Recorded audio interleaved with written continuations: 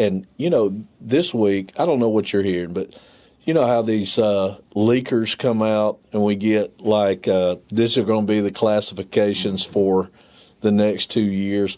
I think there's been 3 of them that's been sent to me. One very early with the numbers. Mm-hmm. Then we saw the one where it's 7 or private schools out, 7A, 6A have 32, and the rest are kind of normal. It pushes down the bottom of 6A into 5A and so forth.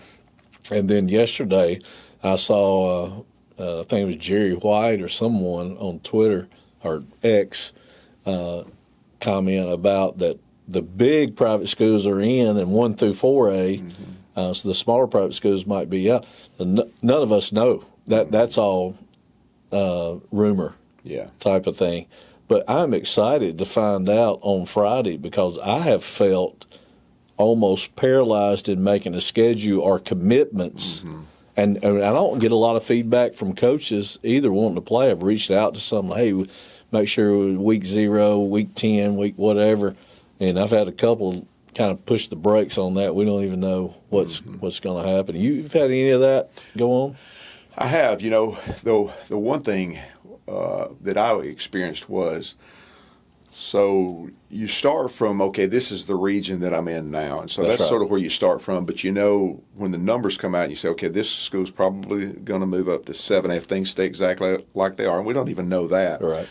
So you start from where you are right now, and so you do start reaching out to teams. Well, you go, okay, I've got 0 taken care of, I've got 1 taken care of, I've got 5. Whatever my lottery pick is, whether it's 2 through 9, whatever, I've got to decide whatever that is. But then you got to know home and away. Got to know home and away. That's a big one. So, but one of the things I discovered was this: when that first one came out, the very first one came out with all the different regions, man, it created complete hysteria. I mean, we had people locked in that were calling saying, Coach, I just don't know if I can play you for this reason, this reason, this reason. And I said, well, let me tell you this. I'm going to give you this. If this is accurate, I said, if they come out with the reclassifications, and I said, this is 100% accurate. I said, our greatest problem is not what region you're in or what classification you're in. Our greatest problem is we've got a leaker on the inside that's giving somebody a head start on doing their schedule. And I said, we have got Armageddon from within. I said, so let me just say this. Every year one of these come out.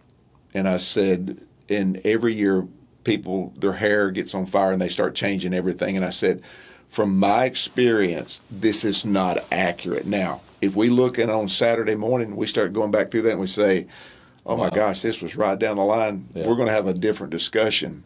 And it's not going to be about what classification or what region that we're in. That's why I don't think that happened, because I don't think so either. It would mean basically that we don't have an association anymore. But let's get into this. Just for somebody that might pick up this podcast and doesn't even know that high school football exists as a matter of education. Here's what happens on Friday, and this has become a bigger deal now. That's streamed. Mm-hmm. The release release of the classifications and regions are streamed, and we're sitting there like an NCAA team. See if we're going to be picked in the tournament. Where do we land? Yep. All that kind of thing. But that is a unbelievable day, and I'd even say it like this: releasing it on a Friday, that makes it a little tough. Makes it very tough.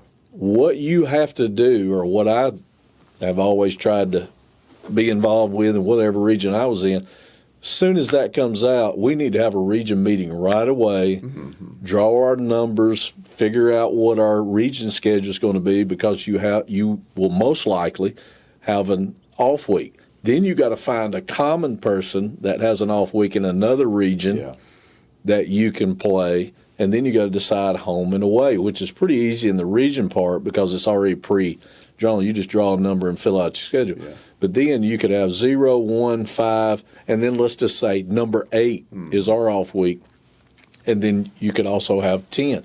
So you're looking, depending on your region size, at filling 3 to 4 games. Yeah.